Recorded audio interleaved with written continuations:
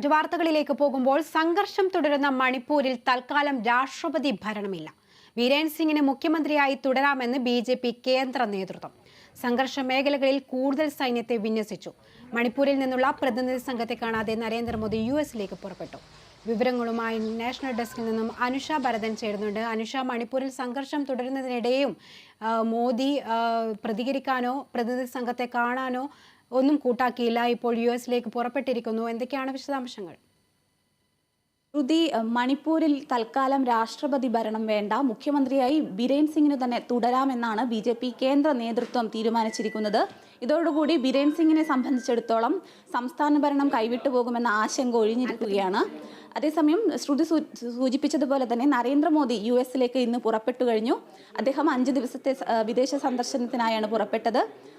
ഈ 45 ദിവസത്തിലേറെയായി മണിപ്പൂരിൽ ഈ കലാപം തുടരുന്ന സാഹചര്യത്തിൽ ഈ കലാപത്തെക്കുറിച്ച് ഒരു വാക്കുപോലും പറയാതെയാണ് അദ്ദേഹം US-ലേക്ക് പോയിരിക്കുന്നത്.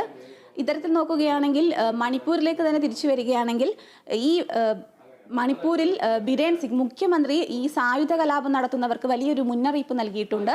ഈ കലാപം ഇങ്ങനെ തുടരുകയും സംഘർഷം തുടരുകയും ചെയ്യുന്നതാണ് നിങ്ങളുടെ ഒരു തീരുമാനമെങ്കിൽ വലിയ രീതിയിലുള്ള പ്രത്യാഘാതങ്ങൾ നേരിടേണ്ടി വരുമെന്ന് അദ്ദേഹം മുന്നറിയിപ്പ് നൽകി. നിലവിൽ പ്രദേശത്ത് സുരക്ഷ ശക്തമാക്കിയിട്ടുണ്ട്, കൂടുതൽ സൈന്യത്തെ വിന്യസിച്ചിട്ടുണ്ട്. ഇപ്പോൾ നിലവിൽ 40,000-ത്തിലധികം കേന്ദ്ര സൈന്യവും ഒപ്പം മണിപ്പൂർ പോലീസുമാണ് ഈ മണിപ്പൂരിൽ സുരക്ഷ വിലയിരുത്തിക്കൊണ്ടിരിക്കുന്നത്, അല്ലെങ്കിൽ സുരക്ഷ ക്രമസമാധാനം നിലനിർത്താൻ ശ്രമിച്ചുകൊണ്ടിരിക്കുന്നത്. ഇന്നലെ ഈ ബിരേൻ സിംഗിന്റെ നേതൃത്വത്തിൽ ഒരു സുരക്ഷാ വിലയിരുത്തൽ ഉണ്ടായിരുന്നു മണിപ്പൂരിൽ.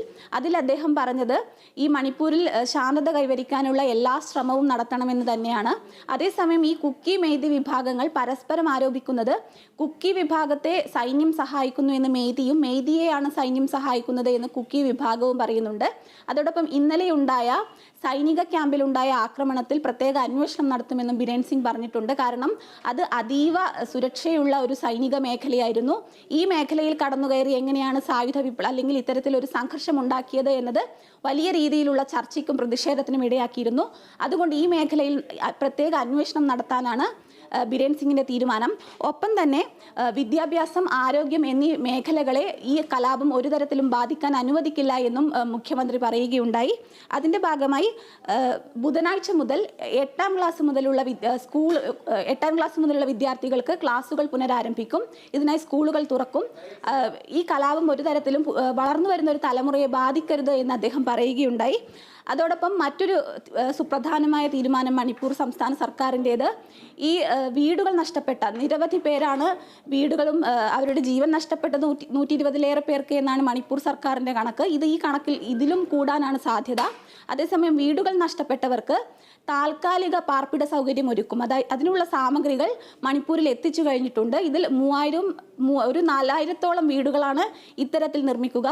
ഈ സ്ഥിതിഗതികൾ ശാന്തമാകുന്നത് വരെ ഈ ആളുകളെ ഈ മണിപ്പൂരിലെ ഈ വീടുകളിലേക്ക് മാറ്റിപ്പാർപ്പിക്കാനാണ് തീരുമാനം. അതോടൊപ്പം തന്നെ മിസോറാം ഗവൺമെന്റിലെ മുഖ്യമന്ത്രിയുമായും അദ്ദേഹം ചർച്ച നടത്തിയിരുന്നു. ഈ ചർച്ചയിൽ ഏത് രീതിയിലായിരിക്കും ഇനി മണിപ്പൂരിൽ സ്ഥിതിഗതികൾ ശാന്തമാക്കാനുള്ള സഹായവും തേടിയിരുന്നു. ശ്രുതി. അനുഷ, അതായത് സ്കൂളുകൾ തുറക്കാൻ പോകുന്നു എന്നുള്ള ഒരു കാര്യം വരുമ്പോൾ വലിയൊരു ആശങ്ക തന്നെ നിലനിൽക്കുന്നുണ്ടല്ലോ. കാരണം രാഷ്ട്രപതി ഭരണമില്ല എന്ന് പറയുമ്പോൾ ഈ വിഭാഗങ്ങൾ ഇനിയും വലിയ രീതിയിലുള്ള ആക്രമണങ്ങൾ നടത്താൻ സാധ്യതയില്ലേ? ശ്രുതി, ഈ ആരോഗ്യവും വിദ്യാഭ്യാസം, ഈ 2 മേഖലകളെയും വെറുതെ വിടണം, കലാപം ഒരു തരത്തിലും ബാധിക്കരുത് എന്നായിരുന്നു മണിപ്പൂർ സർക്കാരിൻ്റെ തീരുമാനം. ഞാൻ നേരത്തെ തന്നെ സൂചിപ്പിച്ചിരുന്നു, മണിപ്പൂരിൽ രാഷ്ട്രപതി ഭരണം ഇല്ല എന്ന് പറഞ്ഞാൽ അതിനർത്ഥം ബിരേൻ സിംഗിന് തുടരാമെന്ന് തന്നെയാണ്. അങ്ങനെ ബിരേൻ സിംഗ് തുടരുകയാണെങ്കിൽ തീർച്ചയായും ബിരേൻ സിംഗിൻ്റെ മേലുള്ള ഉത്തരവാദിത്വവും വർദ്ധിക്കും. ഏത് വിധേനയും ഈ കലാപത്തെ ഇല്ലാതാക്കാൻ, അടിച്ചമർത്താനുള്ള ശ്രമം സംസ്ഥാന സർക്കാർ തുടങ്ങിക്കഴിഞ്ഞിട്ടുണ്ട്. കാരണം വലിയ രീതിയിൽ BJP കേന്ദ്ര നേതൃത്വത്തിനകത്ത് തന്നെ പലരും ഈ ബിരേൻ സിംഗിന്റെ രാജി ആവശ്യപ്പെട്ടിരുന്നു.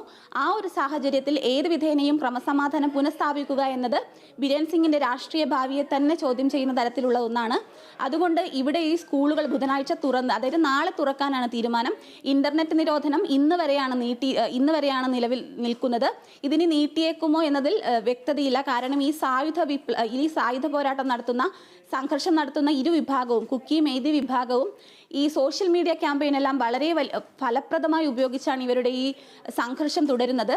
അതുകൊണ്ടാണ് ഈ ഇന്റർനെറ്റ് നിരോധനം ഇന്ന് വരേക്കും നീട്ടിയിരുന്നത്. ഇതിനി തുടരുമോ അതോ ഈ ഇന്റർനെറ്റ് നിരോധനം പിൻവലിക്കുമോ തുടങ്ങിയ കാര്യങ്ങളിൽ ഇനിയും വ്യക്തത വരേണ്ടതുണ്ട്. ഇന്നലെ ഉണ്ടായ, അതായത് തിങ്കളാഴ്ച 12 മണിക്ക്, രാത്രി 12 മണിക്ക് ഉണ്ടായ ആ ഒരു സംഘർഷം ഒഴിച്ചാൽ കാര്യമായ അക്രമ സംഭവങ്ങളൊന്നും പിന്നീട് റിപ്പോർട്ട് ചെയ്യുകയുണ്ടായിരുന്നില്ല.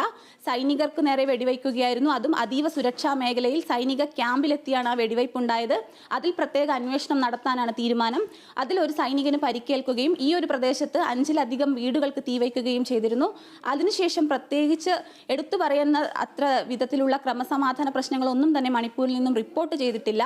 സ്ഥിതിഗതികൾ ശാന്തമാകുകയാണോ എന്ന് ഈ നിമിഷം പോലും നമുക്ക് ഉറപ്പ് പറയാൻ കഴിയില്ലെങ്കിലും നാളെ മുതൽ 8ാം ക്ലാസ് മുതലുള്ള വിദ്യാർത്ഥികൾക്ക് ക്ലാസുകൾ പുനരാരംഭിക്കാനാണ് സർക്കാരിന്റെ തീരുമാനം. ശ്രുതി. വ്യക്തമാണ് അനുഷ. മണിപ്പൂരിനോട് മൗനം തുടർന്ന് പ്രധാനമന്ത്രി. മണിപ്പൂരിൽ തൽക്കാലം രാഷ്ട്രപതി ഭരണമില്ല. ബീരേൻ സിംഗിനെ മുഖ്യമന്ത്രിയായി തുടരാമെന്നാണ് BJP കേന്ദ്ര നേതൃത്വം അറിയിച്ചിരിക്കുന്നത്. വിവരങ്ങളാണ് അനുഷ നൽകിയത്.